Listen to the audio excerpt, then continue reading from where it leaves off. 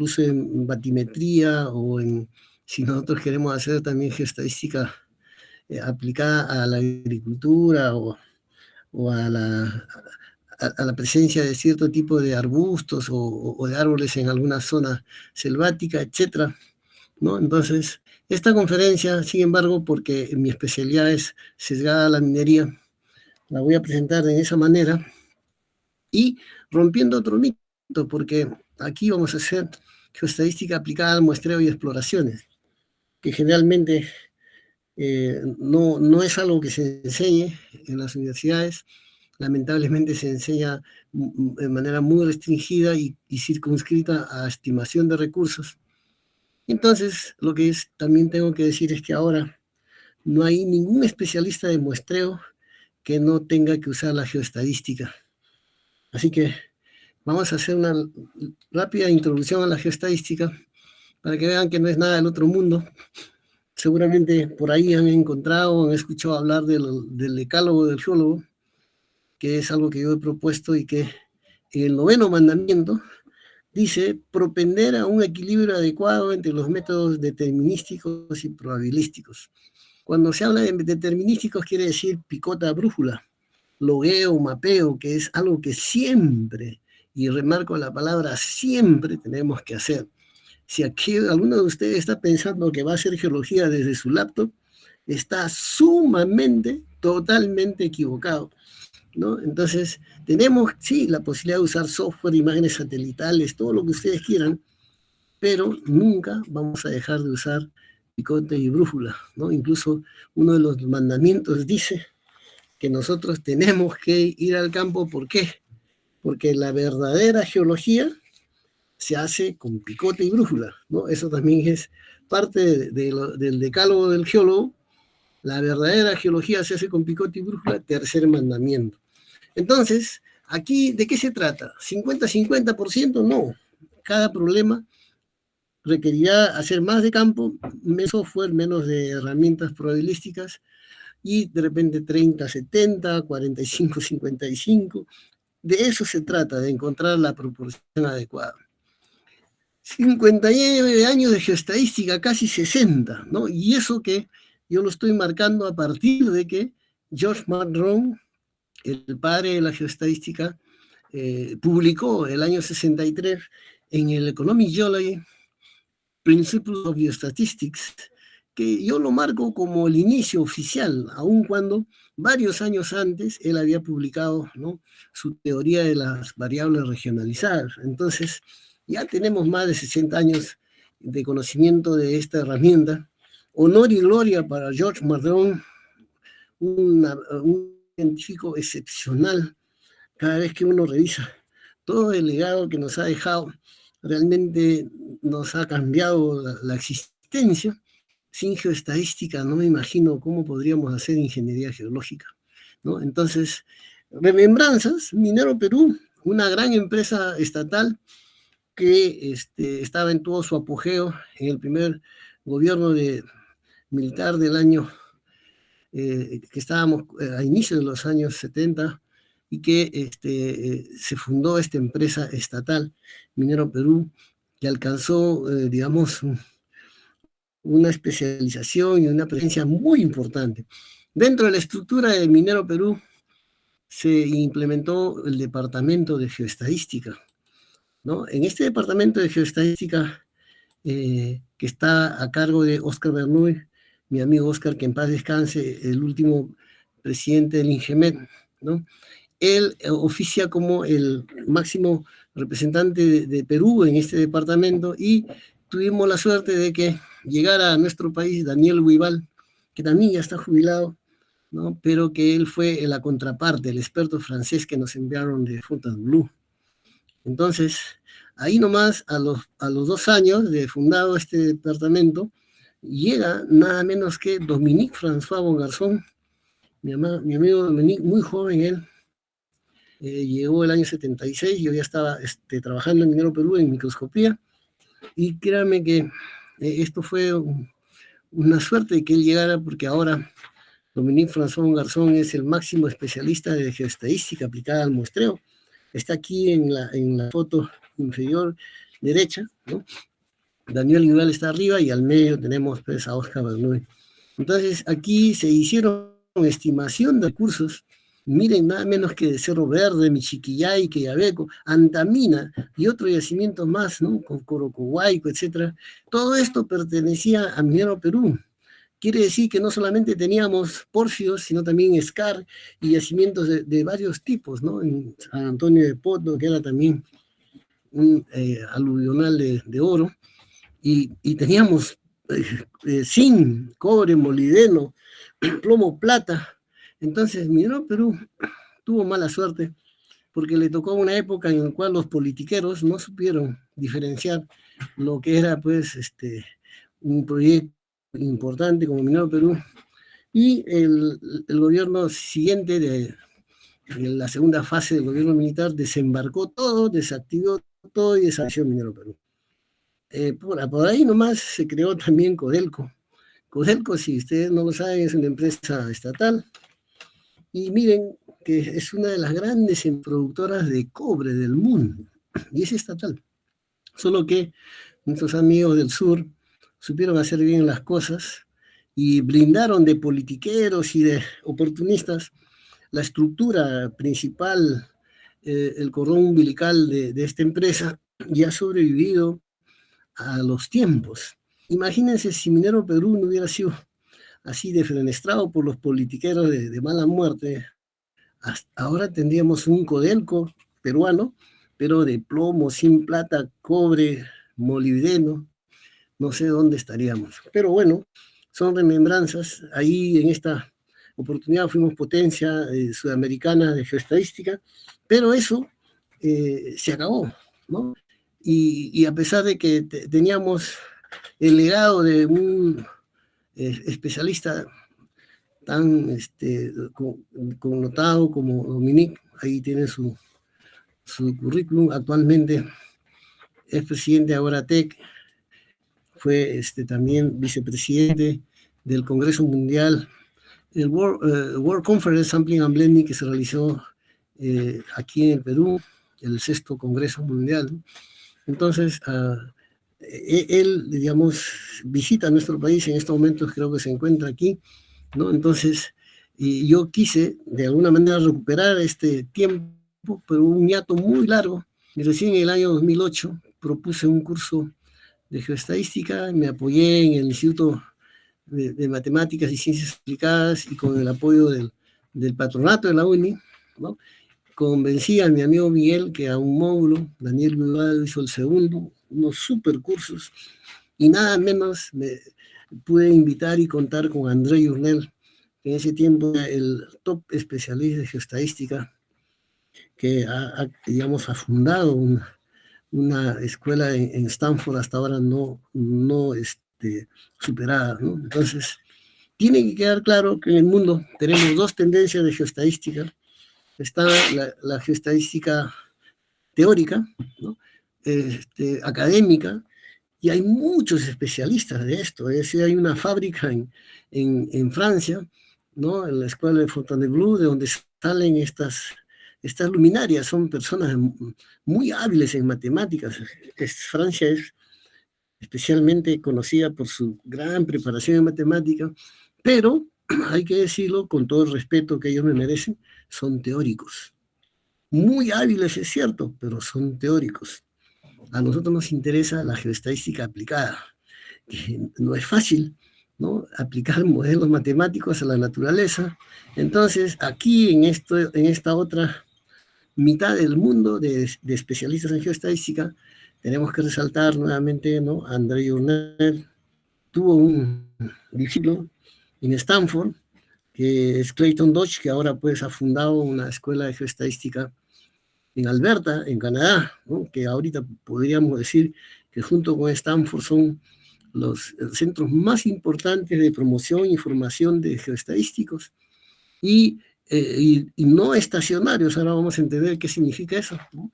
Y por cierto, a pesar que ya está jubilado, siempre le rendiremos honor y agradecimiento a Daniel Vival, casado con una arequipeña nada menos, y a Dominique François Garzón, mi amigo que es ahora todavía ¿no? Un especialista, como les digo, el top especialista de geostadística aplicada al muestreo. Entonces, con esa introducción, vamos a tratar de explicar de manera conceptual. Yo acá no voy a usar herramientas matemáticas complicadas como el operador de esperanza matemática, momentos de primer, de segundo orden, formalismo de Lagrange y todas esas cosas que sí se tienen que hacer para digamos, de repente una conferencia más académica, ¿no? Entonces aquí vamos a tratar de explicar con palabras simples qué cosa es una variable regionalizada, ¿no?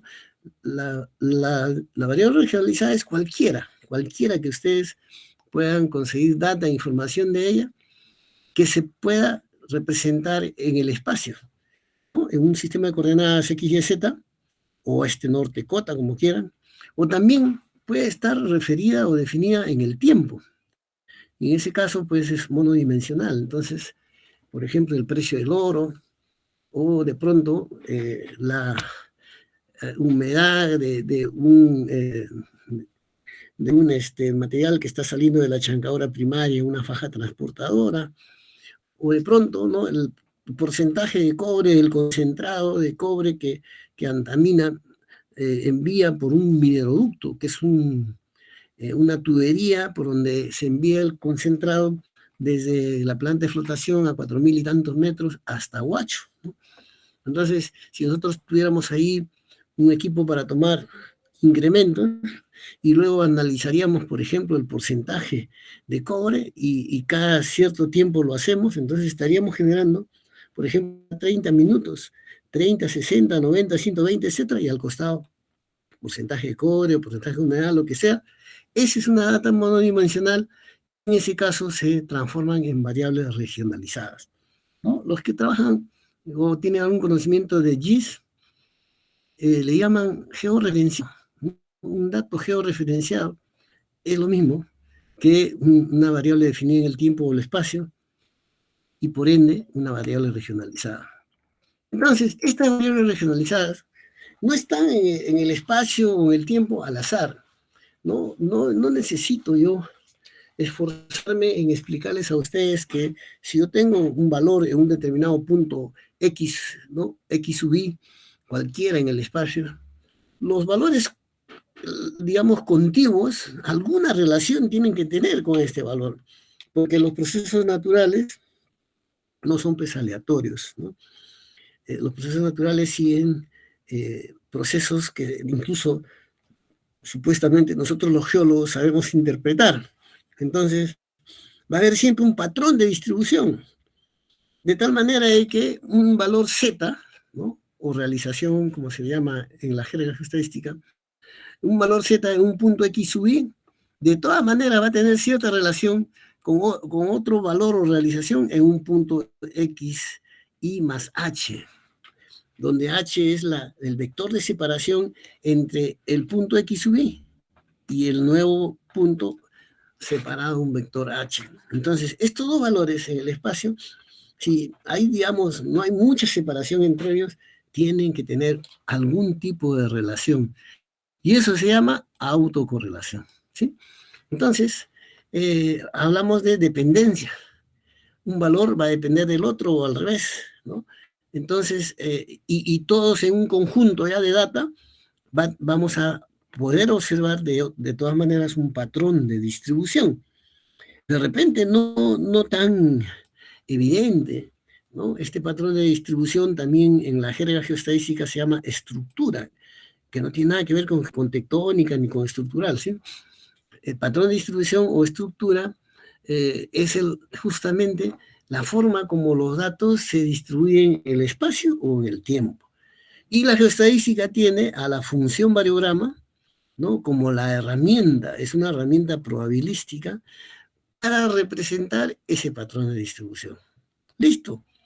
Tiene que haber alguna autocorrelación, los valores seguramente están relacionados entre sí y ese patrón de distribución nosotros lo podemos tener, digamos, representado por una función probabilística que se llama función variograma.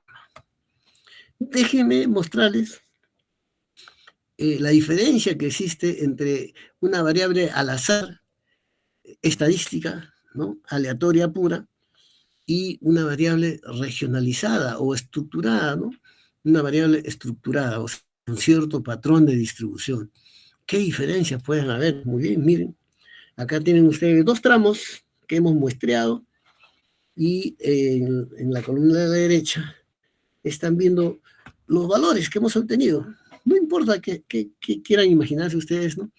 Hemos tomado muestras a lo largo de un taladro, de una chimenea, de una galería, lo que ustedes se quieran imaginar, y hemos tenido estos resultados que están viendo acá, ¿no? Y como ustedes no estarán notando, aquí hay una crecencia, ¿no? Desde el 1 hasta el 6 y luego hay una decrecencia. Esto es lo que se llama estructura o patrón de ordenamiento, ¿no? Clarísimo se ve, subida y bajada. Entonces, en cambio, los mismos números que están viendo aquí en el tramo A, tomando un dado, yo los he vuelto a escribir en la parte inferior, los mismos números, pero al azar. Entonces tengo un tramo donde tengo una estructura, un patrón de distribución, ¿no? Y en el otro una distribución aleatoria. Hagamos estadística, caracterización estadística, calculemos la media de los primeros datos, ¿no? Los sumamos todos, los dividimos entre 12, 3.08. Y en el tramo B, que está al azar, también, como son los mismos dígitos, al dividir la suma de todos ellos entre 12 me va a salir el mismo número, la misma media, la misma varianza. ¿Por qué no? Claro, estamos hablando de los mismos datos. En uno de ellos estructurados, ordenados, ¿no? Crecencia, decrecencia, y en el otro al azar. El histograma. Tengo tres valores 1, ¿no? Que acá son tres valores 1, y por eso en mi histograma, ahí ustedes están viendo, pues, ¿no? Que sale el contador 1, 2, 3 para el valor de 1, ¿no? El intervalo de clase, aquí está, 1, 2, 3, ¿no es cierto? Hay dos valores 2, sí, dos valores 2, dos valores 3, dos valores 4, dos valores 5, un solo valor de 6, ¿no? Por eso es que el histograma sale así, pero como en la parte inferior, tramo B, son los mismos números, nadie se va a sorprender que el histograma salga idéntico, ¿de acuerdo? Entonces la estadística no me está informando lo más importante. La estadística no me está informando que aquí yo tengo una subida, subida, subida, subida, subida, y una bajada, bajada, bajada, bajada, ¿sí? No, me está diciendo que en los dos casos los parámetros de centralización y de dispersión e incluso el histograma son idénticos. Pero si nosotros, ¿no?, cruzamos la línea y nos vamos a las variables regionalizadas y calculamos un variograma, seguramente esta distribución al azar nos va a dar un variograma como el que están viendo ahí, ¿no? Normalmente la función semivariograma o variograma se representa de esta manera, gamma, en función del vector de separación H, ¿no? Versus H, entonces en este caso me va a salir una meseta, ¿sí? Eso quiere decir que hay independencia entre la función variograma y H, lo cual es clásico cuando tengo aleatoriedad pura. En cambio, en el tramo A, donde hay esta linda estructura al centro valor más alto y va disminuyendo hacia arriba y hacia abajo, voy a tener justo la representación, en este caso, ¿no?, de un variograma que me indica a mí que hasta cierto punto, ¿no?, yo tengo una correlación entre función variograma y el vector de separación H. Aumenta H, aumenta la función semivariograma, ¿no? Toda esta crecencia que están viendo ustedes acá. Hasta un punto de quiebre, ¿no?, que como vamos a aprender ahora a continuación, se llama alcance. Hasta ahí, entonces nosotros tenemos la correlación, y a partir del alcance, la variable, o sea, la función variograma se vuelve independiente. Por eso se tiene una meseta como la hemos obtenido en la parte inferior.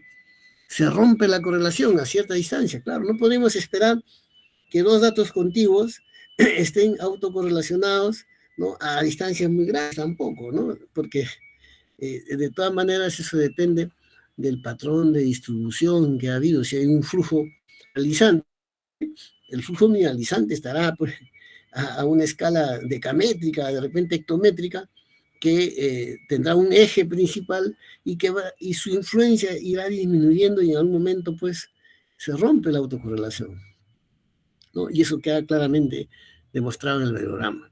Entonces, no es que estén enfrentados la estadística con la geoestadística, no. Lo que pasa es que son correspondientes, ¿no? Hay, digamos, cierta relación entre una herramienta y la otra, ¿no? Incluso aquí, ¿no? Como podemos poner acá, en este punto de quiebre, podemos decir a la izquierda geoestadística y a partir de esta línea estadística, ¿no? Es claro, ¿no? Dependencia o independencia. Propiedades de la variable regionalizada tiene dos. A distancia local, ¿no? Nosotros vamos a tener una gran variabilidad que se llama diente de cierre. Pero así, a una mirada de pájaro, vamos a tener también que tiene una tendencia. O sea, son dos características, una tendencia regional y una gran variabilidad local, ¿no? Entonces, vamos a suponer que estamos perforando un taladro, ¿no? A partir de su collar que se encuentra aquí en este punto, ¿no? Y que es un taladro vertical y cada cierto tramo estamos tomando muestras y analizando. Y esas curvas en color rojo es la ley de lo que ustedes quieran, cobre, plomo, oro, lo que sea, litio, ¿no? Entonces está subiendo y bajando, miren, ¿no? Pero en general, si yo me alejo un poco, digo, mira, está aumentando con respecto a la profundidad. Claro, claro, esa es la tendencia, pero, ¿no? Toda variable regionalizada tiene una tendencia regional de mayor escala. Pero si yo agarro una lupa y veo aquí cómo varía de un punto al otro de muestreo, voy a tener esta característica de variabilidad de tipo diente de sierra, ¿no? Eso lo experimentan ustedes todo el tiempo, ¿no? Imagínense que los han mandado a mapear al cañón del Colca, ¿no? Y ustedes están ahí al costado del río Colca y el jefe los llama por el celular satelital. Por favor, infórmeme cuál es la pendiente, ¿no? Del flanco izquierdo del río Colca. Entonces ustedes empiezan a hacer una estimación, ¿no? Ustedes empiezan a ver más o menos qué pendiente tiene el flanco izquierdo del río Colca y le dirán, ingeniero, tiene 60 grados. ¿Qué están haciendo? Están dando la tendencia, ¿no? Un promedio de pendiente que es la tendencia. Claro, cuando venga el topógrafo y haga el levantamiento del flanco izquierdo o del derecho, va a encontrar pues, subidas, bajadas, los típicos dientes de sierra, ¿no? La cota o la topografía, como ustedes la quieran representar, es una variable regionalizada también y se representa con B.R. Entonces, cualquier variable que nosotros podamos representar en coordenadas o en el tiempo será una variable regionalizada. Y para que no lo olviden, ahí está, dientes de sierra de manera local y una tendencia a mayor escala. Y los ejemplos de todo tipo, ¿no? Leyes de oro, de plata, de fierro, contenido de arsénico, mercurio, la potencia de una beta, siempre y cuando la registremos, ¿no? La vayamos midiendo, ¿no? Conforme avanza, por ejemplo, una galería a lo largo de una beta, podemos ir registrando su potencia. Y en ese caso, la data será una data de una variable regionalizada. ¿Cuál es la variable? La potencia, ¿no? Si estoy en petróleo o en geotecnia, seguramente estaré muy preocupado de densidad, porosidad, permeabilidad, humedad. Si estamos hablando de una planta metalúrgica, la cantidad de toneladas que pasa por la planta, ¿no? Se llama throughput, ¿no? ¿Con respecto a qué? Al tiempo.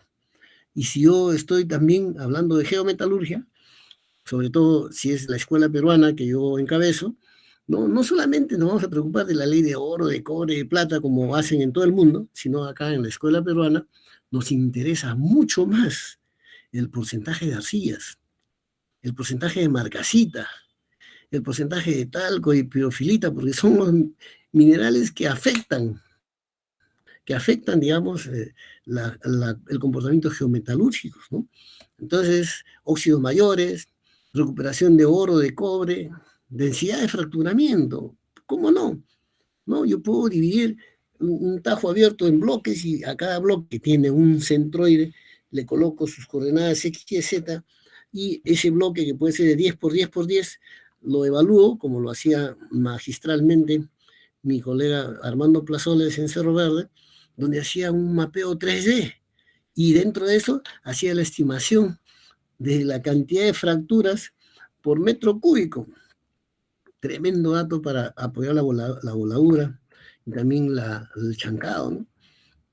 Aquí tienen variables que son tradicionalmente geomecánicas o metalúrgicas, pero que sobre todo nosotros el RQD y la resistencia mecánica medida como carga puntual en megapascales es para nosotros la Escuela Geometalúrgica Peruana, es una información crucial y así podemos poner muchos ejemplos más. No olviden, si cada una de estas variables las podemos representar en un sistema de coordenadas o con respecto al tiempo, variable regionalizada. Entonces, dijimos que la función variograma era una herramienta fundamental y ahora la vamos a conocer. ¿De qué se trata? ¿Cómo se estima? ¿Cómo se plotea? ¿Y cómo se ajusta? Y sobre todo también ensayaremos algunas interpretaciones, ¿no? Entonces, tienen que saber que en la geoestadística hay 3 hipótesis plausibles, ¿no? Eso quiere decir que, como en toda herramienta matemática, tenemos pues que rayar la cancha, ¿no es cierto? Y eso, entre otras formas, se hace estableciendo hipótesis, ¿no? Que son previas a cualquier aplicación. Esas 3 hipótesis son, en orden de complejidad, la primera más simple y la más teórica, es la hipótesis de estacionariedad, ¿no?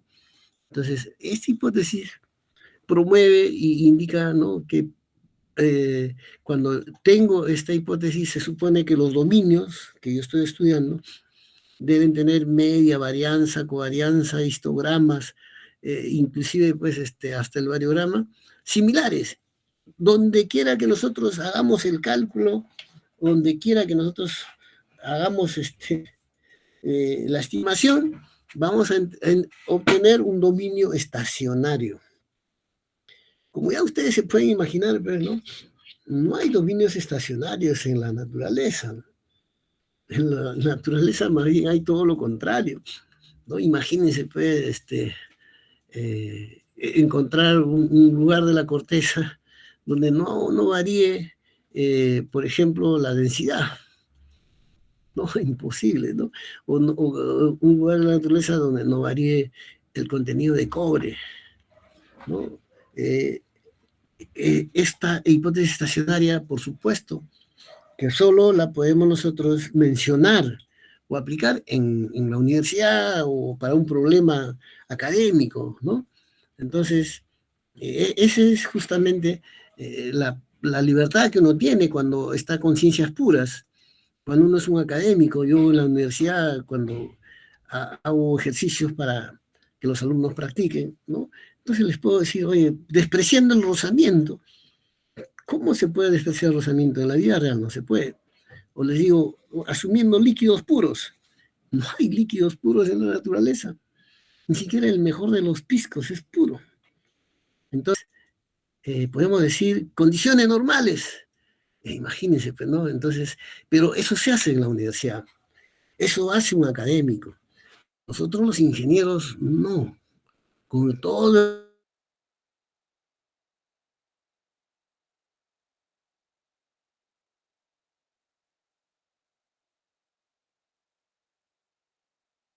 mira, acá a la derecha estamos en una parte y acá a la izquierda en otra. Y ese es el sentido por el cual hemos definido esta intersección.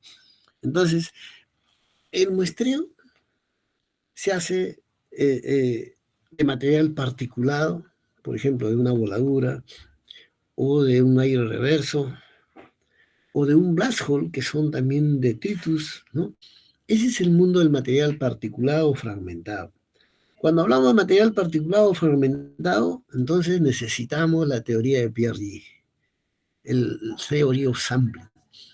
Miren, ya que ustedes están escuchando, lamentablemente, en ninguna parte del mundo, en ninguna escuela en el mundo se enseña muestreo a los geólogos.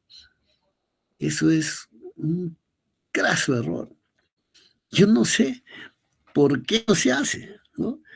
Y ustedes dirán, pero no, acá en el Perú, no, acá en el Perú al menos tenemos una universidad, ¿no? La Universidad Nacional de Ingeniería, que tiene un curso regular de muestreo, ya por varios ciclos.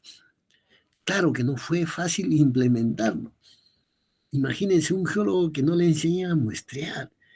Y muestrear no es tomar cualquier trozo al azar, ¿no? La teoría del muestreo es un poquito dura, es una teoría de la heterogeneidad. El genio de Pierre, ¿no? Entre otras cosas, nos ha dado las herramientas, primero 7 errores, ahora tenemos 10 errores de muestreo posibles, cuando estamos lidiando con material particulado. TOS para material particulado. Pero si estamos perforando un yacimiento, y de hecho tenemos que perforar para ponerlo en valor, muy importante es que sepamos diferenciar, ¿no? Estos tramos en donde tenemos los testigos prácticamente enteros, se definen como material o mineral in situ. Y aquí no entra para nada Pierre, ¿no? Me da mucha pena que algunos súper especialistas, supuestamente, ¿no? que se asumen especialistas, están aplicando la teoría del material particulado del TOS a estos casos de material in situ, ¿no? Y aquí todavía tenemos mucho por trabajar. Pero acá mismo en esta caja están viendo ustedes que hay tramos, porque cuando nosotros perforamos zonas fracturadas o fragmentadas, hay tramos en donde el material, pues, el testigo sale medio fragmentado o hasta tierra, ¿no? O polvo o material muy fino.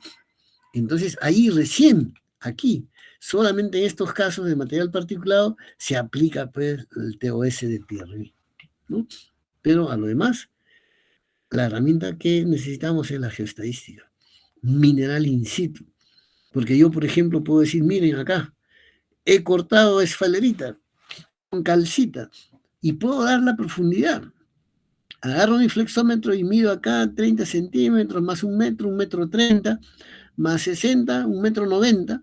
Entonces puedo decir, hoy acá tengo yo, ¿no? La profundidad exacta aquí, pues, ¿no? De 77 a 67, 1,67 m, ¿no? Tengo esto de aquí. Y si yo tengo el collar con sus coordenadas y he estado midiendo la inclinación y la desviación del taladro, puedo decir exactamente en qué punto de la corteza con coordenadas X y Z he cortado este mineral. Por eso se llama mineral in situ.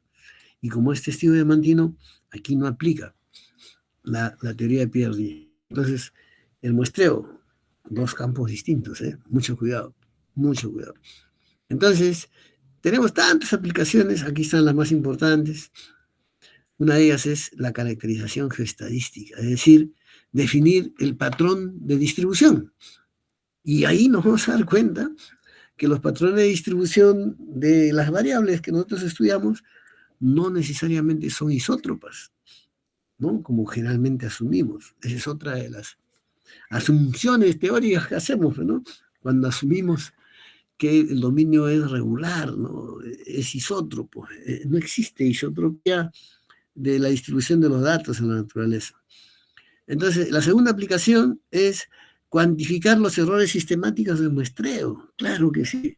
Ya hemos dicho que el C sub 0 va a crecer si es que yo tengo más errores sistemáticos, ¿no? Sistemáticos, ¿eh? Entonces, tengo la oportunidad de calcularlos, ¿no? Y de hecho esto no es ilusión, no es visión futurista. Yo lo hago en cada una de las oportunidades que me brindan los clientes, ¿no? Y por otro lado, también he definido un procedimiento que le he denominado DOM, que es la abreviatura de distancia óptima de muestreo.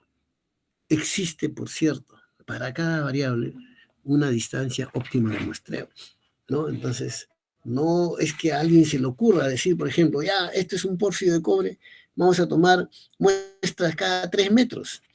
No, no, o sea, tenemos que hacer todo un trabajo para determinar la distancia óptima de muestreo. Y de cada variable será diferente. Y en cada zona del yacimiento también será diferente.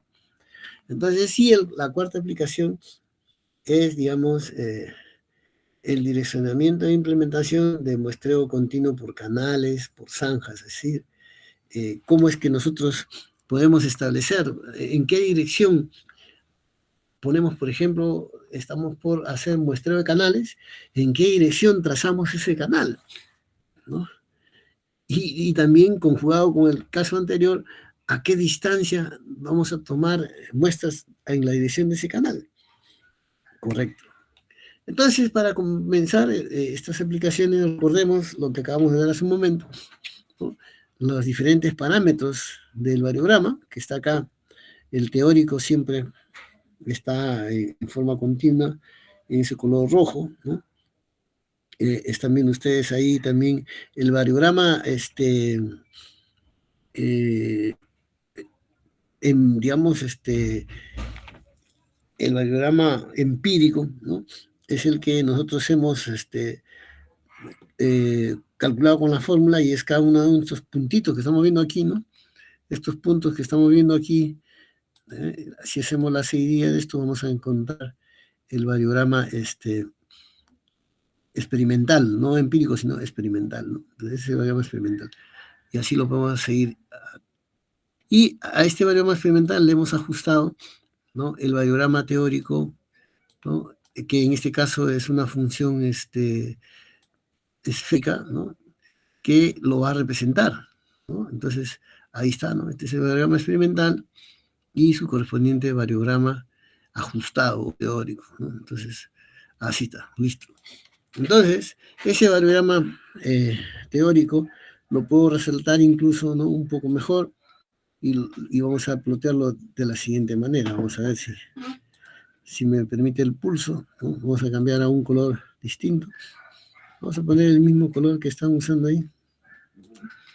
Y vamos a ver si lo podemos trazar, ¿no? Aquí está. Esta es función teórica, pero no. Ahí está. Aquí cambia a, digamos, a una meseta, ¿no? Y justamente es lo que define el alcance. Intercepta, ¿no?, a una distancia del origen. Esto es lo que se llama discontinuidad del origen y que simboliza como C sub 0.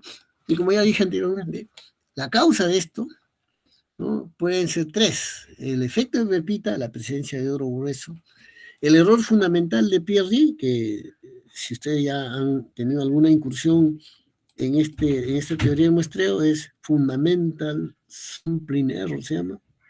Esa es la forma como se abrevia, Fundamental Sampling Error. Entonces, siempre está presente. El Fundamental Sampling Error nunca es cero, ¿no? Por eso es que raras veces encontramos que digamos, estos variogramas pasen por el origen, ¿no? Y además tenemos los errores sistemáticos, ¿eh? Sistemáticos quiere decir, pues, por sesgo, por un mal procedimiento, un mal protocolo.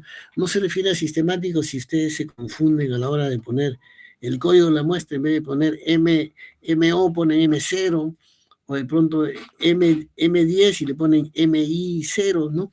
No, sino errores sistemáticos de procedimiento, ¿no? Entonces, esos tres son las causas por las que yo puedo tener un C sub 0 muy grande, ¿no? Entonces, y vamos a ver ahora, ¿no? Esta es la ecuación para calcular el fundamento del sampling error. Los que tienen conocimiento de TOS saben que esta es la constante de Pierre. El diámetro máximo de las partículas, porque este es material fragmentado, ¿sí? La masa de la muestra o peso de la muestra, 4 kilos, 5 kilos, 10 kilos, que también se tiene que calcular. Esto no es que alguien diga, yo voy a sacar 5 kilos, o yo 7. ¿No? Y esta es la masa del lote, o sea, del dominio que nosotros queremos muestrar. Esta es una fórmula que relaciona todas estas variables y que nos permite a nosotros la oportunidad, así, antes de muestrear incluso, de saber cuál va a ser nuestro error fundamental y poder disminuirlo a su mínima expresión. Entonces, las características del variograma, cuando ustedes tengan un variograma y tengan un poco de práctica, lo van a saber, ¿no? Entonces aquí ustedes tienen, por ejemplo, una gran continuidad, porque esta es una función grande, y también si tengo variogramas con un alcance grande, quiere decir que tengo muy buena continuidad. Pero si el alcance es muy estrecho, ¿no?, como en este caso, por ejemplo, entonces Estoy hablando de una mayor aleatoriedad. Por otro lado, la pendiente también, la parte inicial del variograma, en este caso, ¿no? Déjeme cambiarle nuevamente el color al puntero. Esta pendiente, ¿no? Que nosotros estamos viendo aquí, que más o menos la puedo trazar así. Cuando es muy alta, ¿no? Como en este caso, también hay mayor variabilidad. En cambio, si yo tengo un variograma, que lo voy a dibujar, ¿no? De repente un variograma de esta forma, ¿no? ¿Sí? Ahí está, con su alcance aquí. Esta es una pendiente más baja, eso significa tener una mayor continuidad. Entonces, estamos hablando de una serie de datos que me da el variograma, información que si yo sé interpretar, me van a permitir no solamente saber mucho más del patrón de distribución, sino usarlo para las aplicaciones, ¿no? También está el tema de la anisotropía, ¿no? Es lo que yo le decía, ¿no? Los dominios geológicos no son isótropos. Eso quiere decir que si nosotros hacemos cualquier medición en cualquier dirección, si fuera isótropo, encontraríamos los mismos resultados. Pero sabemos que eso no es así, ¿no? Si, por ejemplo, tengo un flujo mineralizante, ¿no? En la dirección del flujo mineralizante, de repente yo tengo pues, este variograma que están viendo acá, ¿no? Que tiene menor pendiente, mayor alcance, ¿no? ¿Por qué? Porque estoy viendo en la dirección del flujo mineralizante. La variabilidad en esa dirección no debe ser mayor, pero si hago un variograma transversal, ¿no? A esa dirección, entonces, miren, sí voy a tener una mayor pendiente, mayor aleatoriedad, un alcance menor, ¿no? Entonces, estos dos variogramas me están dando información distinta porque están midiendo la variable en direcciones distintas. Y al no encontrar los mismos parámetros es lo que se denomina anisotropía. Entonces hay dos tipos. La geométrica es cuando nosotros tenemos dos variogramas en distintas direcciones con el mismo SIL, como están viendo acá en la imagen, pero con rangos distintos, ¿no? Acá tengo un rango, acá tengo otro rango, ¿no? Entonces, eso es lo que se contrapone al otro tipo zonal, donde al revés, acá yo tengo el mismo alcance, ¿no? Aquí está el alcance para los dos, más o menos, pero diferente SIL, ¿no? Uno está por acá y el otro está por acá. Entonces, anisotropía puede ser geométrica, puede ser zonal, y no es ninguna sorpresa, ¿no? Eso nos dice que las variables tienen diferente comportamiento dependiendo cómo nosotros las investigamos, en qué dirección las investigamos. Y para que esto quede mucho más claro, vamos a representar un excelente ejemplo que está en la Biblia, ¿no? Que escribió Journal y Fibres, que se llama Mining Geostatistics, ¿no? El año 78, la Biblia, sí. Journal comenzó como minero, creo que tiene su alma minera, a pesar de que en Stanford fundó una escuela de geoestadística aplicada a petróleo, ¿no? Entonces, ahí en este libro hay este ejemplo que me parece muy, muy bueno. Aquí estamos viendo un manto, ¿no? Este manto puede ser de un MBS, ¿no? Que tiene su techo acá y su piso acá, ¿no? Este manto está siendo explotado por labores subterráneas, ¿no? En esta dirección así, ¿no? Tenemos, digamos, las, eh, las galerías, ¿no es cierto? Las galerías, ¿sí? Y también tenemos chimeneas, ¿no? Que son verticales. No se han puesto las labores, pero no. Están. Y obviamente también vamos a tener labores que van en dirección del rumbo, ¿no? Que se verían en sección así, ¿no? Y que estarían, ¿no? Ortogonales a la sección. Esta es una sección justamente transversal al rumbo del manto. Y como todos estos mantos generalmente tienen un tufo superior, ¿no? Tiene un tufo inferior y debajo de ese tufo un conglomerado basal, ¿no? Eso casi se repite en todos los MDs. Pero dejando la geología, aquí lo que hemos hecho es hacer, digamos, con la data que hay en dirección este-oeste, que son las labores que están marcadas aquí, ¿no? De esta manera, se ha calculado el variograma este-oeste y resulta este que está acá, en color azul.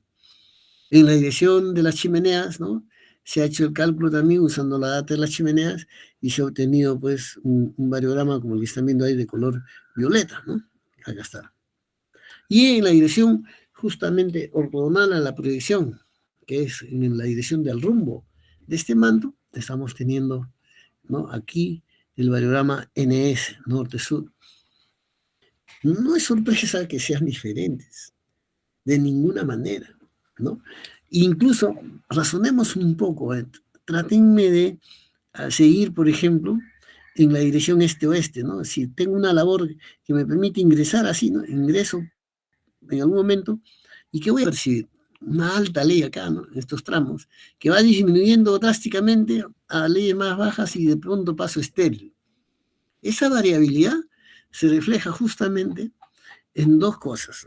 Número uno, miren ustedes acá en el variograma este-oeste, si proyectamos esto por acá, ¿no? Así, su C sub 0 va a ser el más grande de los tres. Aquí está su C sub 0. Y su alcance va a ser el más pequeño de todos. Gracias a su alcance. Aquí. El más pequeño, aquí. Esas dos características nos permiten a nosotros afirmar que en la dirección este-oeste está la mayor variabilidad.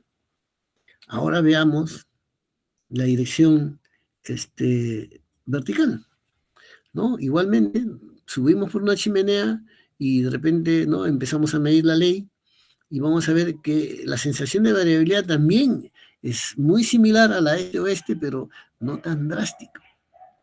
No tan drástica, y por eso es que el variograma, miren, ya tiene un efecto de pita menor, porque aquí si prolongamos esto, aquí vamos a tener el efecto de pita, mucho menor que en el caso de este-oeste. Y también el alcance, ¿no? Más o menos estaría saliendo por acá, ya es un alcance mayor, ¿no? El anterior estaba llegando hasta acá. Entonces, eso dice que la dirección vertical tiene variabilidad, pero no tan grande como este-oeste. ¿Y qué pasa en dirección norte-sur? ¿No? Si nosotros nos metiéramos por esta labor que está acá, por ejemplo, y tuviéramos el registro de la ley de Sim, por ejemplo, ¿no? Esta no tendría mucha variación, porque estoy yendo pues justo en el contexto geológico donde prácticamente voy a tener la misma ley. Y por ese motivo una gran continuidad. Y ese es el motivo por el cual el C sub 0 aquí es menor, ¿no? Acá, y el alcance es mucho mayor, ¿no? Entonces, anisotropía. La pregunta que nos hacemos acá es, en estas tres direcciones, que son los cruceros, las galerías, las chimeneas, ¿estableceremos la misma distancia de muestreo? Por supuesto que no. Por supuesto que no. En la dirección de mayor variabilidad, nuestra distancia de muestreo tendrá que ser menor. Eso quiere decir que de repente, ¿no? Por dar un metraje, ¿no? Este-oeste tendríamos que muestrear cada 2 metros, ¿no? Estoy dando una cifra, ¿no? Mientras que en la dirección vertical pues, tendríamos que muestrear cada 2,50 metros. Y en la dirección norte-sur cada 3 metros, ¿no? Porque no hay tanta variabilidad.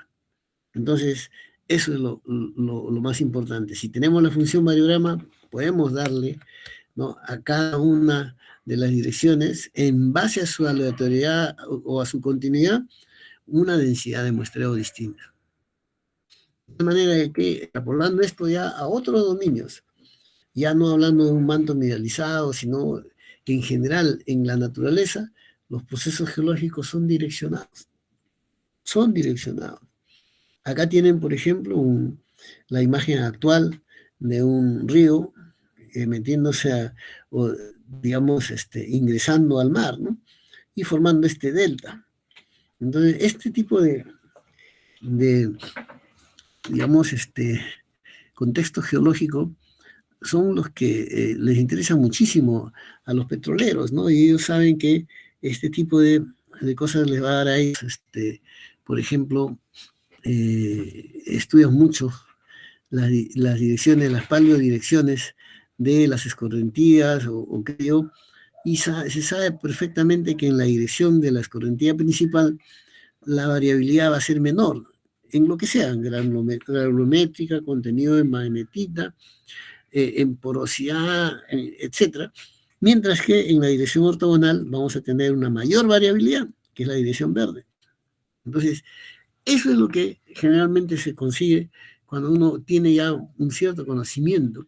Los exploradores saben que cuando encuentran en la superficie de los sitios que están explorando estas prominencias, ¿no?, que son silíceas, ¿no?, obviamente tienen cierta orientación. Entonces, en esta dirección colineal con estos crestones silíceos, yo voy a tener una mejor continuidad. Pero si nosotros analizamos con el variograma y lo hacemos pues en la dirección ortogonal, por poner cualquier otra dirección, ¿no? En esa dirección ortogonal, que sería esta de aquí, yo voy a tener la mayor variabilidad. Entonces mi platón de muestreo tendrá que tener en consideración eso, ¿no? Entonces, a veces, con mucha preocupación, mucho pesar, yo veo pues que en el campo, ¿no?, se establecen mallas de muestreo regulares, 100%, 200 por 200, ¿no?, haciendo abstracción incluso a lo que le da su mapeo, ¿no? Su mapeo le está diciendo, oye, mira, hay lineamientos de mineralización acá, ¿no? Ten mucho cuidado. Entonces, seguramente, ¿no?, en estos casos, ya con la información del variograma, ¿no?, entonces sabrán cómo establecer un patrón.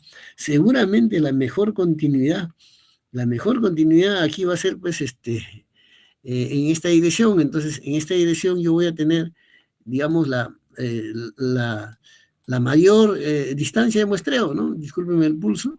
Y en la dirección ortogonal, una distancia de muestreo menor, más ceñida, como estoy dibujando, ¿no? Entonces, en esta dirección, en cambio, yo voy a poner, por ejemplo, 200 por 200, no, sino 200 por 100, por ejemplo, ¿no? Entonces, de eso se trata. Los radiogramas nos van a ayudar a establecer eso, ¿no? Y esto probablemente después, ¿no?, o más temprano que tarde, nos estará diciendo, oye, por acá pasa un flujo mineralizante. Entonces, los procesos geológicos en general, cualquiera que sea la especialidad, son procesos direccionados. Y por ese motivo es que cuando nosotros obtenemos las funciones variogramas que lo representan, ¿no?, estas funciones de variogramas son generalmente, nos dan patrones anisótropos, ¿no? Patrones anisótropos. Muy bien. Entonces, eso se define como anisotropía. Miren ustedes, ¿no?, un ejemplo de cómo tenemos nosotros que encontrar una correlación entre lo que es determinístico y probabilístico. Este fue mi primer trabajo cuando comencé a trabajar en Buenaventura. Ni siquiera había acomodado bien mis cosas en el escritorio. Me dijeron que tenía que viajar urgente, ¿no?, con dirección a Cajamarca, que nos estaban ofreciendo un excelente proyecto, ¿no? Entonces, este proyecto estaba, digamos, desarrollado, no tan desarrollado, pero sí se habían hecho pues algunos trabajos y fundamentalmente se había hecho perforación 3 taladros, ¿no?, que habían cortado a un supuesto mando, ¿no? Y de hecho que sí lo hicieron, solo que la correlación es la que no fue la más adecuada, ¿no? Entonces, taladro 1, 2 y el 3. Entonces el geólogo que interpretó dijo, bueno, esto debe haber sido flexionado, ¿no? Acá una buena potencia, ¿no?, de 30 y tantos metros, y aquí más de 50, 58, si no me recuerdo mal, tremendo manto, y tenía plata, y siempre hemos estado buscando plata para Buenaventura. Y aquí, en cambio, solamente se tenía 6 metros o 5 metros y medio, ¿no? Entonces, esa fue la interpretación. Y en base a esa interpretación, ¿no?, se hizo la estimación de recursos, ¿no? Por supuesto, con 3 taladros, ¿no? Se hizo un modelo aquí, se calculó el volumen, se multiplicó por una densidad y salió esto que están viendo aquí, ¿no? Prácticamente, ¿no?, varios millones de toneladas, y estábamos interesados en ver si esto era verdad o no. Entonces, determinísticamente, ¿no? Caminando por la superficie, yo encontré aquí un sombrero de fierro, ¿no? ¿No? Y también logueando, viendo cómo estaban revisando los logueos, comprobé que era muy similar este tramo con este de aquí, y bastante, digamos, similares en mineralogía, en ensambles y en todo.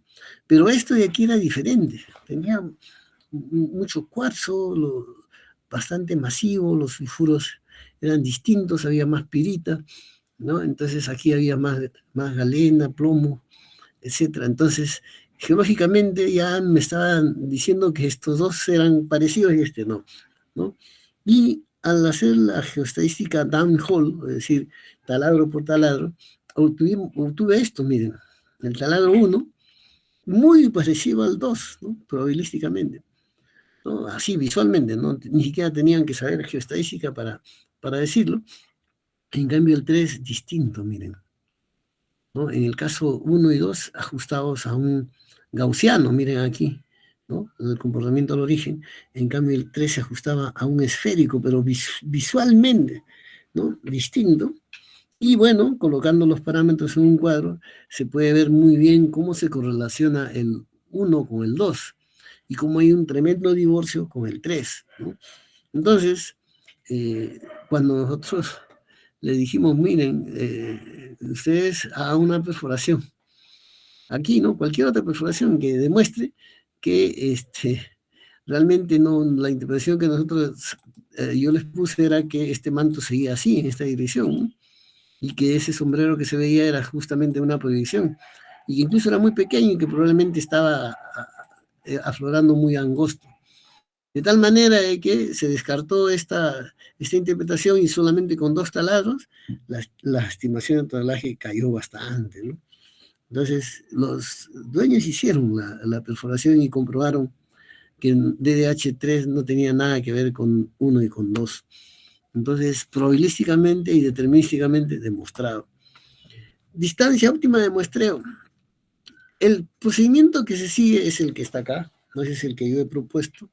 Hay que tener un muestreo piloto de alta densidad y luego, con ese muestreo de alta densidad, utilizando el variograma, ¿no? Ploteamos variogramas de cada distancia de muestreo y aprovechamos en evaluar la robustez del variograma. Entonces, cuando empezamos a simular, vamos a ir aumentando paulatinamente la distancia de muestreo y en algún momento habrá una distancia para la cual el variograma colapsa, pierde robustez. Entonces, conservadoramente, ajustamos a un metraje un poco antes de eso y a esa distancia le llamamos la distancia óptima de muestreo, ¿no? DOM, es así como yo lo he bautizado. Entonces, esta metodología ya la vengo aplicando muchos años, ¿no? La primera vez, me acuerdo que ha sido creo hace 25 años, la primera vez fue en la beta principal de Retamas, que comparte pues con Consorcio Minero, y es una beta, supuestamente un dominio, y nos estaban pidiendo cuál es la distancia óptima, entre otras cosas, ¿no? Se hicieron más estudios, ¿no? Yo estaba colaborando con un colega y nos pedían cuál es la distancia óptima de muestreo. Entonces, ellos esperaban que nosotros le diéramos una para toda la beta. Los que conocen esa beta saben que claramente se diferencia una zona donde hay pirita granular, donde hay bastante ley de oro. Hay otra que es una pirita más masiva, con presencia también ya más importante de cuarzo, que sería la zona intermedia, y la otra zona es más bien un cuarzo macho, ¿no? Con poca pirita, y cuando yo hice lo que tengo que hacer para este procedimiento, encontré 3 distancias distintas de muestreo, ¿no? 1,50 m para la primera zona, 2 metros para la segunda, la central, y la otra 3 metros, ¿no? Entonces, por supuesto, había que sustentar todo eso. ¿Por qué tres distancias y no una? Bueno, la variabilidad son distintas, en las 3 zonas distintas.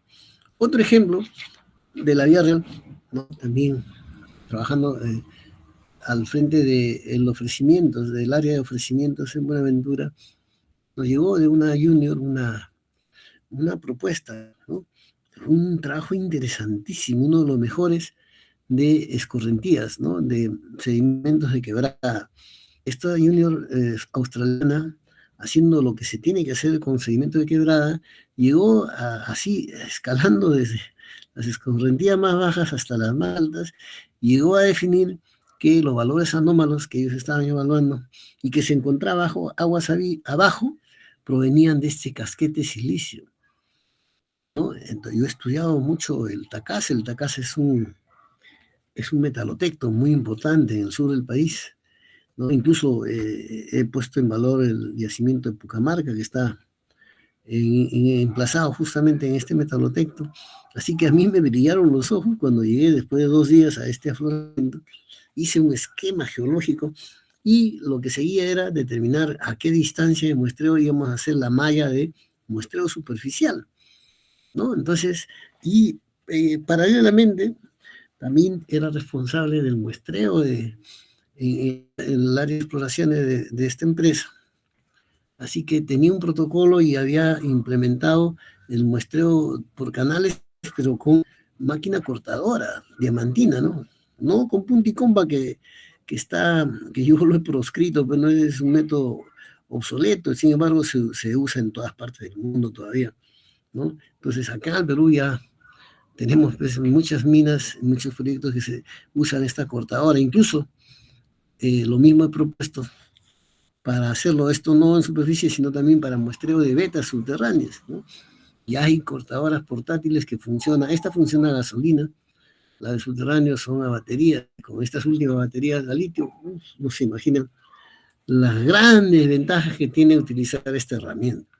Entonces teníamos ya varias cortadoras en la empresa y al geólogo encargado yo le dije, pues oye, mira, por favor, reunámonos el viernes, ¿no? Para yo darte las indicaciones cómo tienes que hacer el muestreo piloto para determinar la DOM. Este muchacho ya muy buen geólogo, ¿eh? Bastante joven todavía, 7 años de experiencia. 7 años, así ese número es fatídico para el matrimonio, para los geólogos que se creen supergeólogos con 7 años de experiencia. Todos sabemos que necesitamos por lo menos 15 para llamarnos senior o considerarnos tales, pero a los 7 años ya los geólogos creen que lo saben todo. Y este muchacho irreverente, ¿no? El viernes que yo lo cité para explicarle todo el plan de trabajo, no asistió. Y al día siguiente, sábado, me llama muy temprano y me dice, ya estoy subiendo al proyecto. Y cuando yo le dije, pero hemos quedado que tienes que reunirte conmigo para darte las pautas. Ingeniero, yo ya soy senior, que ya no estoy para que me indiquen, yo sé lo que tengo que hacer, ¿no? Bueno, y me hizo la jugada de que ya no le escucho, aló, ingeniero, aló, y se fue. Y se regresó con 1.600 muestras, a $100 cada muestra, ¿no? Se gastó pues, $160.000 en menos de un mes. Con esta máquina, por supuesto. Aquí está todo, ¿no? Lo que también se le, lamentablemente, ¿no? La política de pagarle a las comunidades, que eso nunca se debe hacer, está incluido. Pero bueno, ¿qué pasó acá? Él hizo lo que creyó conveniente, dijo yo, para mí la distancia de muestreo de 2,50 m. Al diablo con Giro Canchaya, que DOM, mi tontería, ¿no? Entonces, miren, yo le había dicho a él, vamos a hacer un tramo acá, ¿no? Y le hice el trazo incluso en el plano, vas a hacer aquí, déjeme mejor ponerle otro color para que no se confunda, ¿no? Recuerdo bien en qué tramos le dije que teníamos que hacer el muestreo piloto, ¿no? Entonces, vamos a cambiarle color a esto para que se note, ¿no? Y dije, mira, acá, aquí un tramo de 45 muestras y aquí otro tramo de 45 muestras, ¿no? Y con eso, ¿no? Nos gastamos $1.800, pero calibramos la distancia óptima de muestreo. Entonces, ya saben, no me hizo caso, etcétera, se trajo estas muestras y yo hice el variograma de todos estos tramos que están viendo acá, ¿no? Estos en negro son los tramos que él realizó. Nada más que déjenme mostrarles este de aquí, este que está con el trazo a punto, ¿no? Le calculé el variograma de eso, ¿no? Bueno, no sé si ustedes conocen algo de esto de la cortadora, pero aquí se cortan lajas así, y es material in situ, ¿no? No necesitamos meternos con el TOLE, el TOS, la teoría del muestreo, nada de eso. Pero bueno, aquí, déjenme mostrarles esto que están viendo aquí, ¿no? Un momentito, se activó algo acá. Bueno, miren, aquí está. Este tramo, miren aquí. Este tramo está aquí con línea de trazos, lo ven acá, ¿no? Y miren, cada 2,50 metros. Se calcula el variograma, aquí está, el variograma cada 2,50 metros. Yo lo único que he hecho es simular que no se tomó cada 2,50 metros, sino cada 5 metros, miren.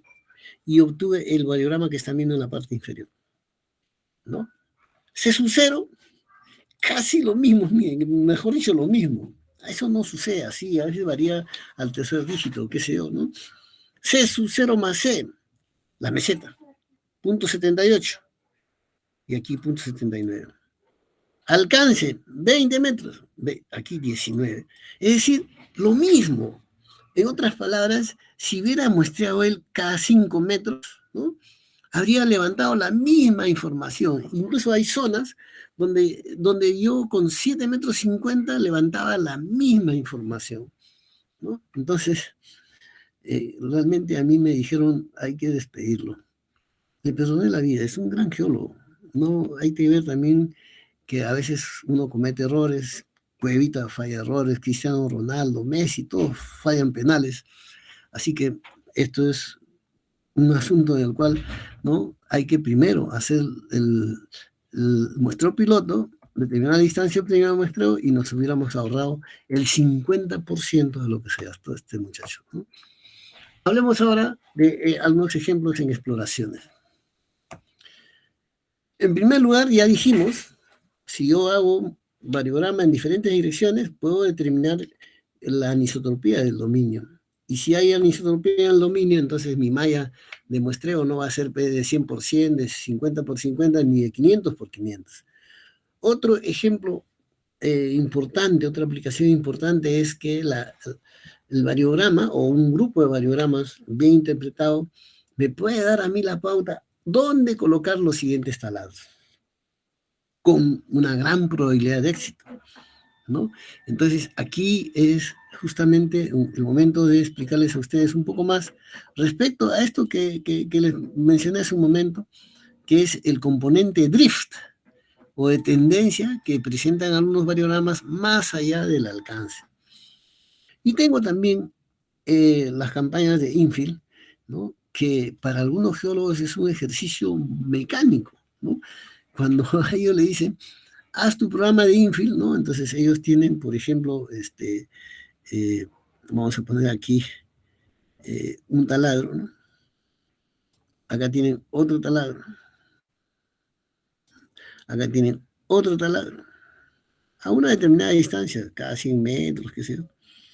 Y cuando le dicen, necesitamos que hagas tu programa de infill, entonces ellos, como robots, ¿no?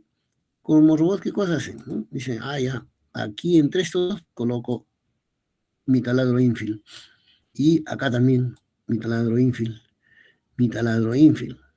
¿no? Listo. Y así presentan su plan de perforación infill, que le va a salir un dinero, ¿no? Entonces, esto es como robots. Ahora ustedes van a ver cómo hay alternativas que nos da la geoestadística para hacer esto de manera más inteligente. Determinar las tendencias de mineralización. Yo creo que ya quedó claro con las explicaciones que hemos estado dando. Nosotros, haciendo un análisis del variograma, podemos saber, ¿no?, cuál es la tendencia de mineralización, porque en esa dirección vamos a encontrar la mayor continuidad, ¿no? La mayor continuidad. Así que eso, cuando hay bastante información, es un asunto sencillo. Aquí tienen ustedes una sección longitudinal de una beta, ¿no?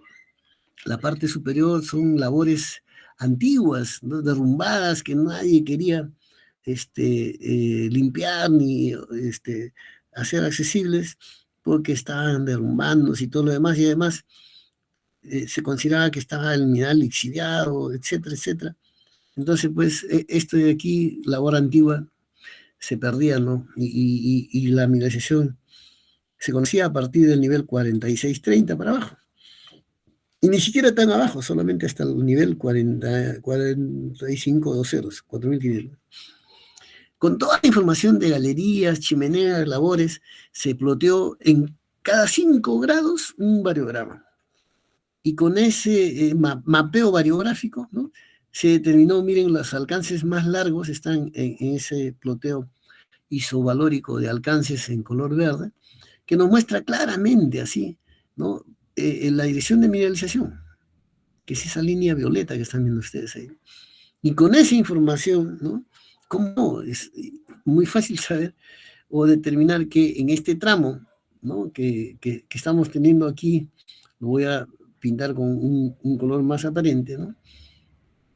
Acá, ¿no? Este tramo de aquí es un target de alta ley, ¿no?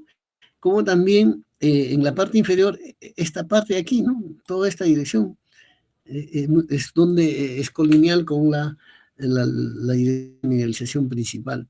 Entonces, con ese dato, ¿no?, se animaron a hacer de limpiar esa galería, digamos, de la colonia, y hacer un nivel intermedio, con éxito, por cierto, ¿no? En estos tramos se cortaron las mejores leyes, e incluso una cortada que después, no sé si la habrán hecho o no, que pretendía cortar el mineral en profundidad. Acá tienen, ¿no?, el caso del tren o drift que les estaba explicando, y ahora lo explicaremos un poquito más, ¿no? Vamos a visualizar aquí que, en primer lugar, decíamos, la varianza estadística que está acá en trazos verdes debería coincidir teóricamente con la meseta. Eso no necesariamente ocurre. Aquí ustedes tienen una discrepancia, ¿no? Esta discrepancia es lo que se conoce como trend, que se produce más allá del alcance, ¿no?, cuando se supone que el variograma se vuelve una meseta.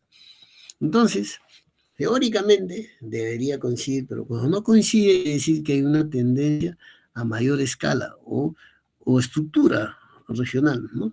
Aquí nuevamente en el ejemplo del Pórfido de Galeno, ¿no?, que fue la primera vez que yo me preocupé de este tema, ¿no?, y no había mucha información en la bibliografía, este componente tren o drift. Por supuesto que George Materon en sus tratados de variables regionalizadas los menciona, pero no hay ninguna aplicación práctica. No, hasta ahora no conozco ninguna, salvo la que yo he generado, digamos, con una graduante que se animó, tomó digamos, el reto de hacer una tesis con esta aplicación, y lo hizo en el proyecto Granada, con mucho éxito, por cierto, ¿no? Y bueno, eso se puede conocer, está es de alcance de conocimiento público. Y tengo yo algunas otras aplicaciones que he hecho, que no las puedo publicar porque lamentablemente las empresas son muy celosas, pero sí les puedo dar el concepto. Mira, este tren o drift, ¿no? En realidad lo vamos a ver al final, pero antes yo quiero ver diseño de optimización de mallas, ¿no?, que no hemos visto, que tiene, digamos, un comportamiento muy conocido, que es esta curva cuadrática, ¿no?, que teniendo dos valores ya lo podemos saber. Entonces, significa que no por mucho perforar amanece más temprano, ¿no? Aquí vamos a simular que empezó a 200 por 200. Para efectos de la explicación, vamos a suponer que el dominio es regular, entonces podemos hacer una malla regular, ¿no?, 200 por 200, y podemos nosotros, utilizando esta ecuación mágica de la varianza de estimación, que está hecha con variogramas medios, así se llama. Los variogramas medios no necesitan conocer los valores reales, ¿no? Solamente en base a la geometría digamos, a los variogramas experimentales, podemos saber cómo es que va a salir una varianza de estimación a diferentes mallas, ¿no? Y con eso calcular, por ejemplo, el error relativo y comparar todas las opciones. Entonces, así se ha ploteado esto. Tengo 200 por 200. Ojo que después de 200 por 200, una malla más angosta, digamos, es 141, o sea, la diagonal. No es 100. Recién viene 100. Y aquí está la proyección, miren, para malla 200, vamos a suponer, por decir, me gasto 1.000.000 y obtengo un error de 30 y tantos, casi 40%. Si yo ahora hago la campaña con 141, voy a disminuir el error sustantivamente, ¿no? Acá estaría en 20, 20 y algo, 23, 24, ¿no? Muy bien. Me he gastado 2 millones, ¿no? Pero ahí va. Y cuando haga la malla sí me voy a gastar el doble, pero voy a seguir bajando el error. Ahora estaría alrededor de 10, ¿no? Entonces, todavía es importante. Ahora puedo hacer a 70.5, que viene a ser esta malla de acá, ¿no? Y a esa malla yo de repente me gasto mucho dinero, pero estoy bajando de 10 a 4. Pero mucho cuidado porque ahí ya vendría más 50 y casi no bajaría ni siquiera 2 puntos, sino un punto y algo, y me gastaría todo este dinero. Entonces yo pues lo digo, no necesariamente por mucho perforar amanece más temprano. Y para cada dominio tengo que hacer el análisis, de repente en un dominio con 100% basta, o en otros dominios más complejos y más complicados, como por ejemplo el de Chucapaca, que hemos hecho mallas en el cuerpo de alta ley cada 25 metros, ¿no? Pero cada dominio exige una densidad de muestreo diferente. Y aquí está el ejemplo más ilustrativo respecto a las mallas anisótropas, ¿no? O mallas irregulares, ¿no? Normalmente hacemos mallas regulares y no nos interesa que el dominio, cómo será, y son dominios heterogéneos, ¿no? Acá en la dirección azul, miren, ¿no? Está marcada en esta parte de aquí, nosotros tenemos un variograma que tiene estas características, que está acá. Este, mayor alcance, ¿no? Una pendiente menor de repente un efecto de pita muy parecido, ¿no? En la dirección verde, en cambio, ¿no? Aquí tenemos un alcance menor, o sea, mayor variabilidad, una mayor pendiente, mayor variabilidad. Entonces son dos alcances diferentes. ¿Eso qué nos dice? Que si yo me muevo en la dirección azul, la variabilidad en la dirección azul va a ser una variabilidad menor a la que se tiene en la dirección verde. Por ese motivo, en la dirección azul yo voy a tener una distancia de muestreo mayor, vamos a decir así, 75 metros, ¿no? Y en la dirección, digamos, ortogonal de mayor variabilidad, 50 metros. Entonces mi malla será 50 por 75, o será 100 por 200, pero no va a ser 100 por 100 ni 50 por 50. ¿No? El variograma nos da la pauta cuál sería el espaciamiento más adecuado. Entonces, ¿no? También les recuerdo que la geoestadística, ¿no? Tiene, entre otras herramientas, hemos hablado del variograma, pero también existe el Kriging, que es un estimador, uno de los mejores estimadores que hay, ¿no? ¿Por qué? Porque en realidad lo que ha hecho George Materon es establecer estas sus famosas ecuaciones de Kriging, ¿no? En este caso van a ser 5 porque nosotros aquí lo que tenemos que calcular es digamos, el valor de los ponderadores más eficientes para cada configuración.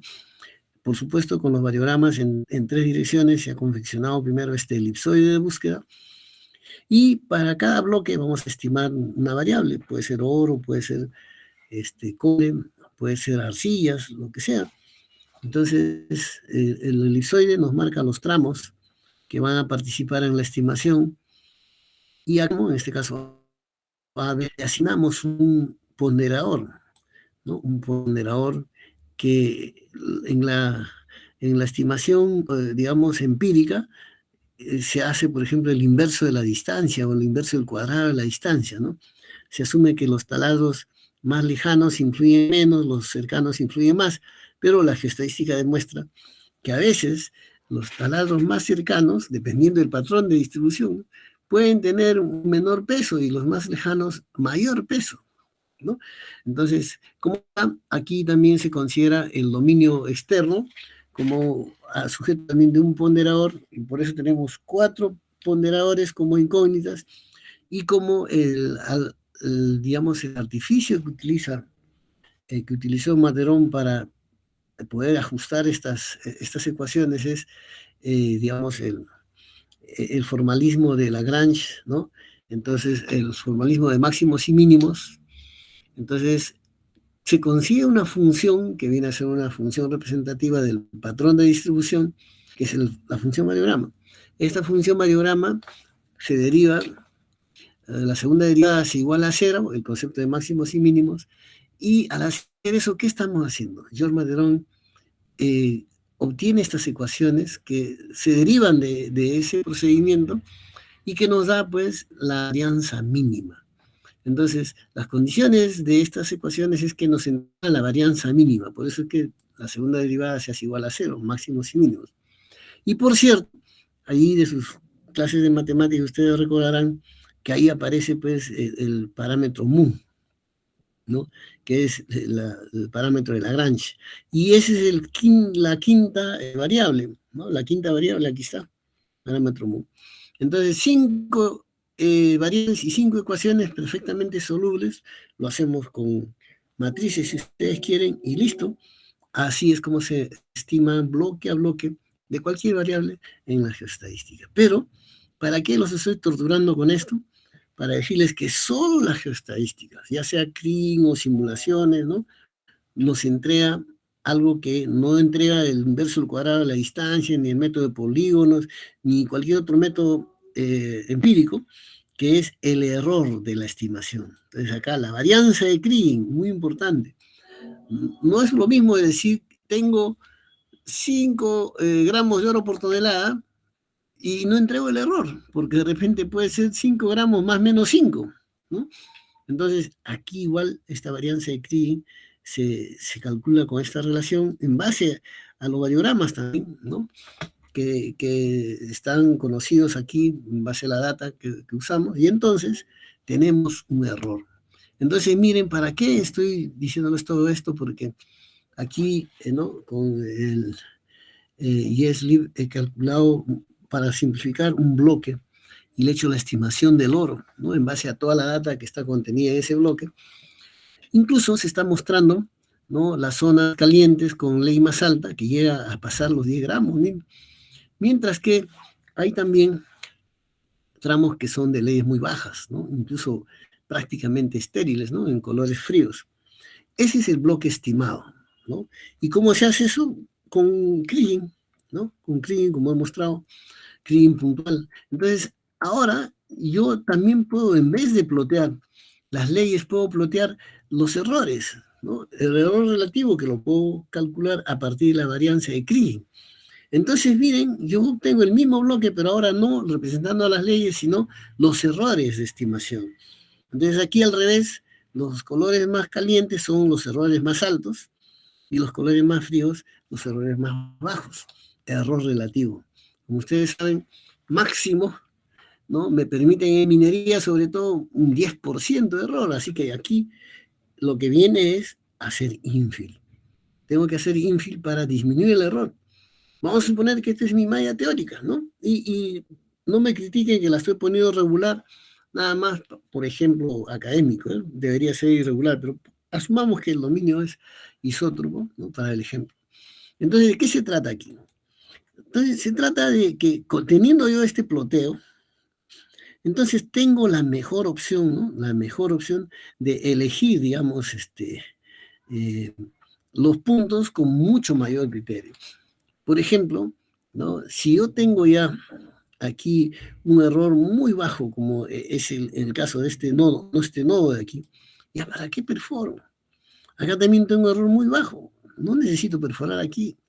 Sí tengo que perforar en este punto, que tengo un error muy alto. También tengo que perforar aquí. También, ¿no? Definitivamente en este punto, porque con eso voy a disminuir el error. Y así, en los puntos calientes, sí o sí haré un taladro de infill. Pero hay nodos que no. Y no se imagina la cantidad de taladros que yo me puedo ahorrar haciendo esto, que ya no como un robot, ¿no? Sino poniendo entre dos taladros, uno como infill, sino con este criterio y con la ayuda de la varianza de Cauchy, ¿no? Entonces, para terminar ya, vamos a ver las tendencias de mineralización y este famoso drift, ¿no? Que les hablaba, esta discrepancia que hay entre la varianza estadística, que aquí está mostrada en esta línea de trazos, ¿no? Este es el S cuadrado, línea de trazos en verde, que se supone que teóricamente debe coincidir con la meseta, y cuando no coincide es que tenemos una componente que se llama trend o drift, ¿no? En la tesis de Mireia Terrones, que es la única tesis en el mundo que se ha hecho sobre este tema, ¿no? Y que de repente alguno de ustedes también se anime a hacer, ¿no? Ahí es donde, en un proyecto donde se hizo una perforación de 8 taladros, ¿no? La mayor parte de los taladros tenían una tendencia en una cierta dirección predominante. Aparte de ella, también hizo estudios mineralógicos y encontró también presencia de minerales que yo llamo neumatogénicos, o sea que se producen con una alta fugacidad de gases, ¿no? Es decir, neuma quiere decir, pues, gases, ¿no? Y que nos están dando también por el lado mineralógico el indicio de que ahí vamos a tener algunas concentraciones interesantes. Entonces hay adularia, esfena, también hay mm, eh, fluorita, feldespatos secundarios, ¿no? Adularia.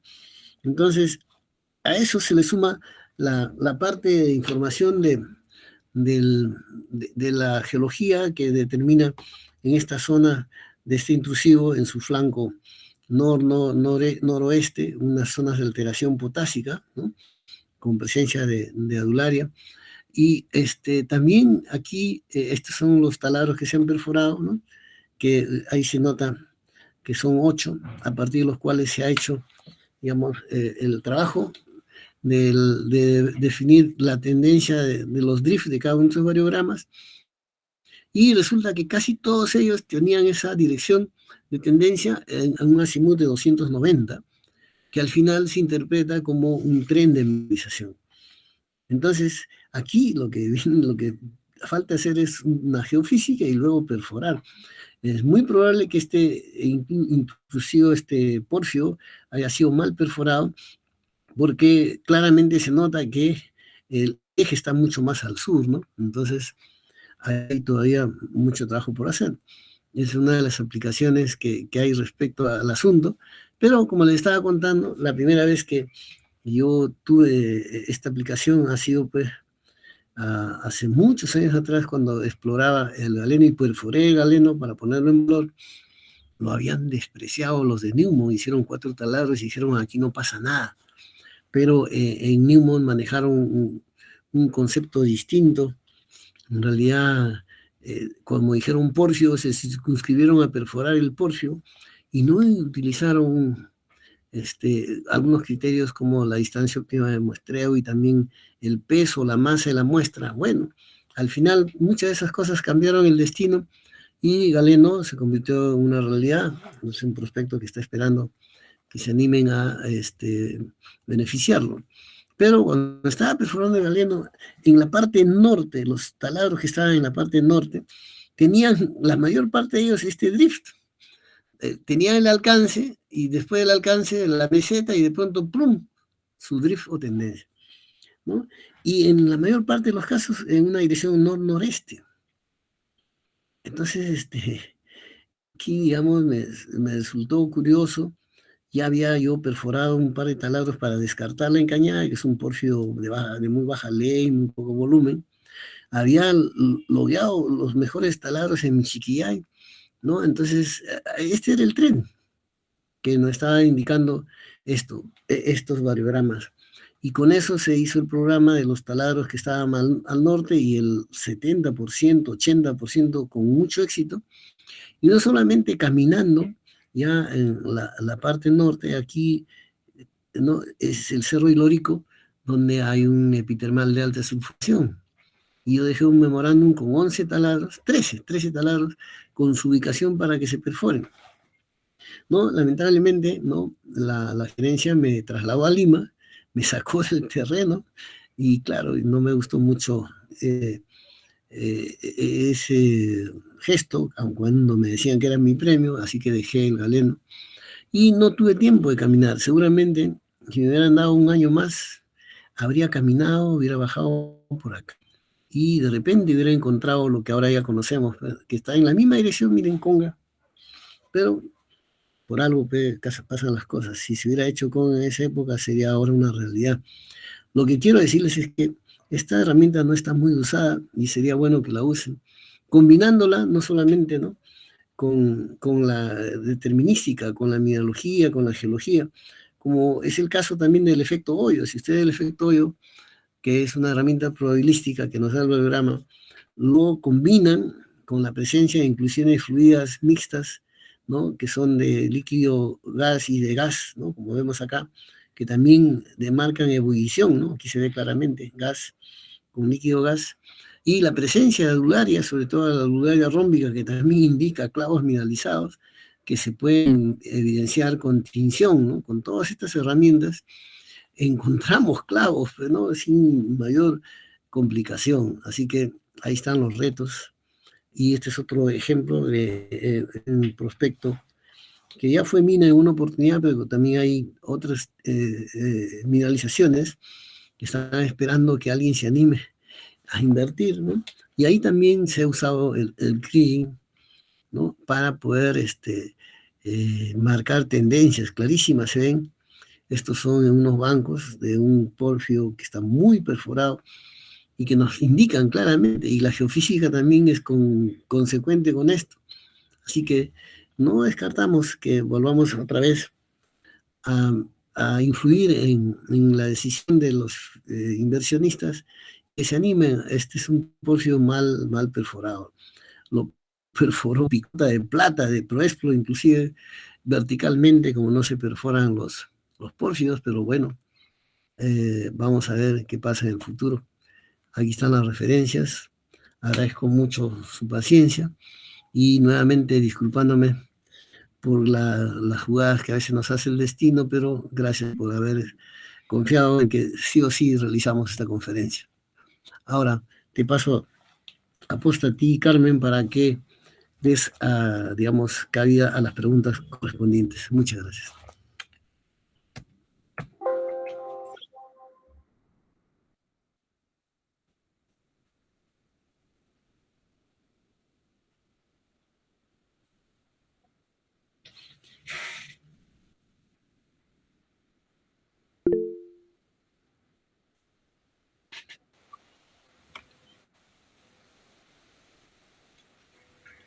Hola Carmen, hola a todos, soy Diego Arrece, generosa, buenas noches. Buenas noches. Buenas noches con todos. ¿No? Ante todo, felicitar primero y agradecer al ingeniero Samuel por el desprendimiento que ha tenido de su tiempo, ¿no?, para poder actualizar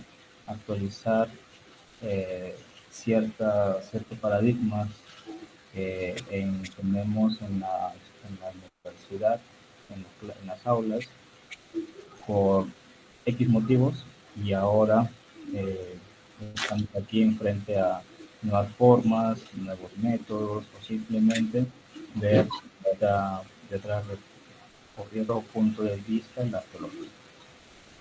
Felicitar a los que todavía están presentes, que son 22, de 40 que iniciamos, casi el 50%, ¿no?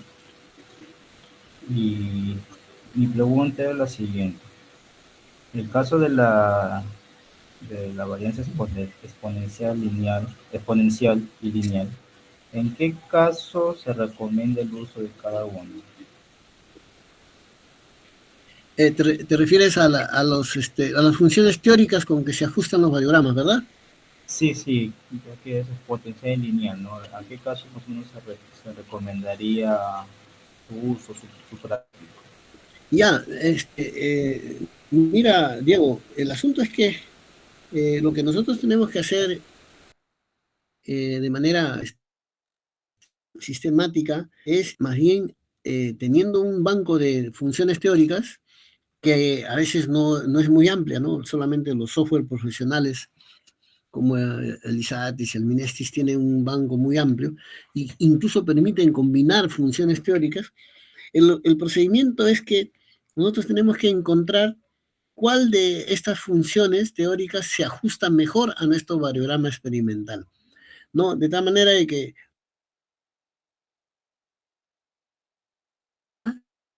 ¿no?